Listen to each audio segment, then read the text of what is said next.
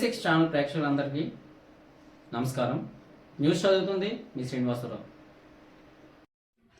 విజయనగరం జిల్లా శృంగవరపుకోట ఎస్కోట్లో గల ప్రఖ్యాతిగాచిన క్షేత్రం పుణ్యగిరి క్షేత్రంలో కొలువుతీరిన శ్రీ ఉమా కోటిలింగేశ్వర స్వామి వారి 8వ తేదీన జరగబోయే మహాశివరాత్రి సందర్భంగా ఏర్పాట్లన్నీ పూర్తి చేసినట్లు, అలాగే ఆ రోజు జరగబోయే కార్యక్రమాలు ఆలయ ప్రధాన అర్చకులు మునిస్వామి మరియు ఆలయ చైర్మన్ రామకృష్ణ తెలియజేశారు.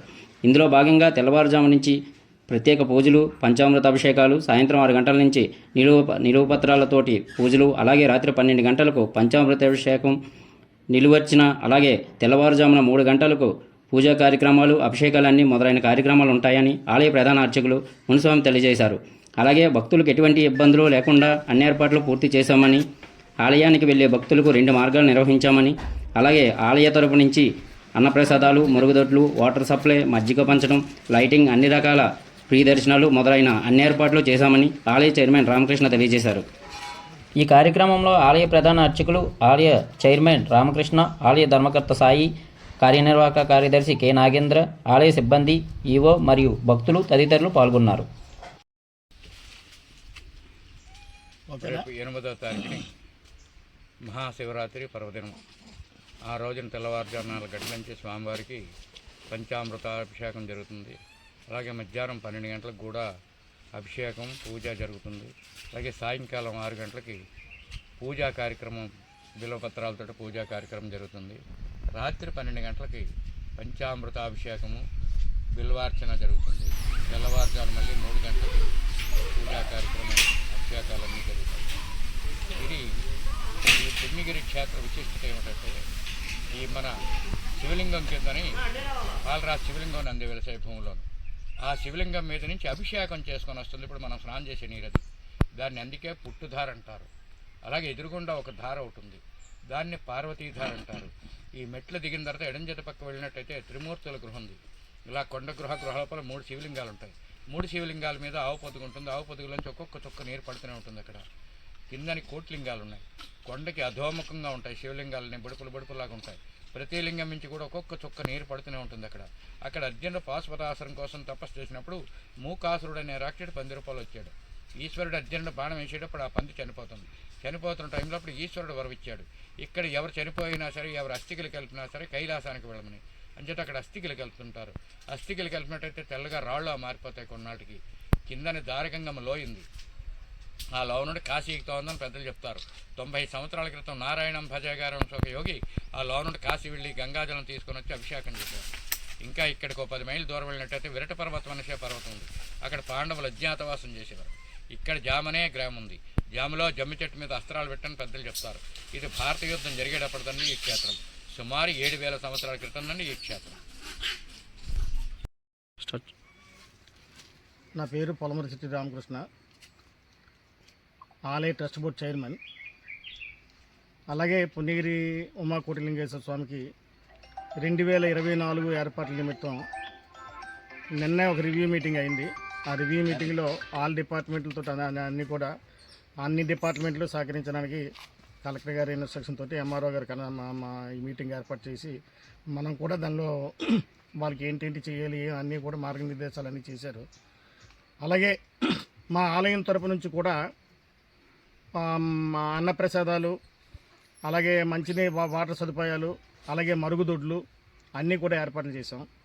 ప్రత్యేకించి ఈ సంవత్సరం గాను 2వ మెట్ల మార్గాన్ని తయారు చేయడం జరిగింది. ఆ 2వ మెట్ల మార్గం గుండా ఇప్పుడు ఎన్ని వేల మంది వచ్చినా ఏ విధమైనటువంటి లోటుపాట్లు లేకుండా భక్తులకి స్వామివారి దర్శనం చక్కగా అయ్యేటట్లు, స్వామివారి తాలూకు ఆశీస్సులు పొందేటట్లు ఏర్పాట్లు అన్నీ చేయడం జరిగింది. 2024లో అందరూ కూడా స్వామివారిని దర్శించుకున్న వాళ్ళందరూ కూడా ఆయురారోగ్యాలతో ఉండాలని ఆలయ కమిటీ చైర్మన్గా కోరుతున్నాను. బడ్డే సూర్యనారాయణ, రైల్వేలో నేను సిటీఓ పనిచేసి రిటైర్ అయ్యాను. ఎస్కోట గౌరీ కమ్యూనిటీ కూడా సెక్రటరీగా ఉంటున్నాను. ఒక భక్తుడిగా కూడా ఇక్కడ ఈ ఆలయానికి రావడం అన్నది నాకు బాగా అలవాటు, ఇష్టం కూడా. అయితే మేము నాకు 75 సంవత్సరాలు. ఇప్పుడు మేము చిన్నప్పటి నుండి నాకు ఆలయంలో రావడం అలవాటు. ఈ మార్గం అనేది ఇప్పుడు ఏంటంటే ఎక్కిన పెద్ద రాళ్ళతో ఉండేవి. ఇప్పుడు ప్రత్యేకమైనటువంటి మెట్లకు కొత్తగా తయారు చేసిన మార్గం పెద్ద రాళ్ళతో ఉండేవి. దగ్గర తోవనే ఉద్దేశంతో మేము కుర్ర వాళ్ళందరూ కూడా ఇంటికి రావడం వెళ్ళిపోవడం అనేది మాకు అది అలవాటు. కాకపోతే ఇది మాత్రం ఇప్పుడు నేను చూశాను, దీనికోసం చూడడానికి కూడా వచ్చాను, వారు పిలిచారు. అయితే మాకు కూడా చాలా ఆనందంగా ఉంది చూడడానికి. ఇది భక్తులకి చాలా ఈజీ అనమాట. ఏంటంటే మెట్లు ఎక్కడానికి దిగడానికి కూడా చాలా చక్కగా ప్లాన్డ్గా, అవి అటుప్రక్క ఉన్న మెట్లు ఒకప్పుడు ఎత్తు మెట్లు ఉండేవి, అడుగు ఎత్తుగా ఉండేవి. ఆ ఎత్తు దిగడానికి కూడా ఇబ్బంది పడేవారు. ఇప్పుడు దానికి భయపడి కూడా కొంతమంది భక్తులు, కొంత ఏజ్ దాటిన వాళ్ళు కూడా మెట్లు ఎక్కలేమో, ముడుకుల్లోకి వస్తున్నారు కూడా చాలామంది రావడం తగ్గించారు నాకు తెలిసిన వరకు. ఇప్పుడు ఇది ఐడియా వచ్చి చైర్మన్ గారికి రావడమో, భక్తులుగా రావడమో ఏదో దేనివల్ల ఈ రకమైనటువంటి మెట్లతో రోడ్డు వేయడం వల్ల అందరికీ కూడా, ఇప్పుడు మేము అందరూ 2-3 సార్లు వెళ్ళి, ఈ వయసులో కూడా మేము అందరూ వెళ్ళి రావడం అనేది హ్యాపీగా, ఏమీ ఇబ్బంది లేకుండా వెళ్ళి వచ్చాము. పూర్తి చేసి దేవస్థానానికి అర్పించారు ఇవాళ. అది అంచేత మా భక్తులందరి తరఫున కూడా ఆయనకి నేను కృతజ్ఞతలు తెలుపుకుంటున్నాను. అంచేత అది కూడా శుభమైన కార్యక్రమం. దేవుడు వాళ్ళని చల్లగా చూడాలని నేను కోరుకుంటున్నాను.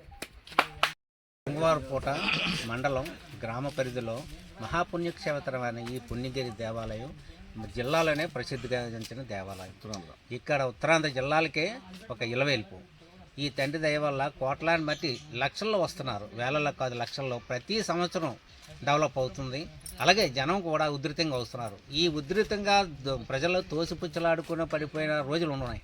అందుకే ఈ గౌరీపుత్రులైన శ్రీ పొలమశెట్టి రామకృష్ణ చైర్మన్ గారు ఒక్క రూపాయి ఎవరిని ఆశించకుండా, ఎవరు సలహా తీసుకోకుండా తన సొంత నిధులతో సుమారు 11,25,000 రూపాయలు వెచ్చించి, సొంత నిధులతో ఎవరికి రూపాయి అడగకుండా అది సొంత నిధులు వెచ్చించి, పేరుకి ప్రఖ్యాతులకి గౌరీపుత్రులు అంటే ఏమిటి, చైర్మన్ గారు ఫలానా టైంలో ఏం జరిగింది అనేసి ఒక దిక్చూసి ప్రజలకు తెలియడానికి ఈ యొక్క మార్గం నిర్మించడం జరిగింది. ఈ మార్గం నిండా కొన్ని వేల మంది వెళ్తారు. అటు ఇటు సర్దుకోవడం వల్ల ఎటువంటి ఇబ్బందులు ఉండవు.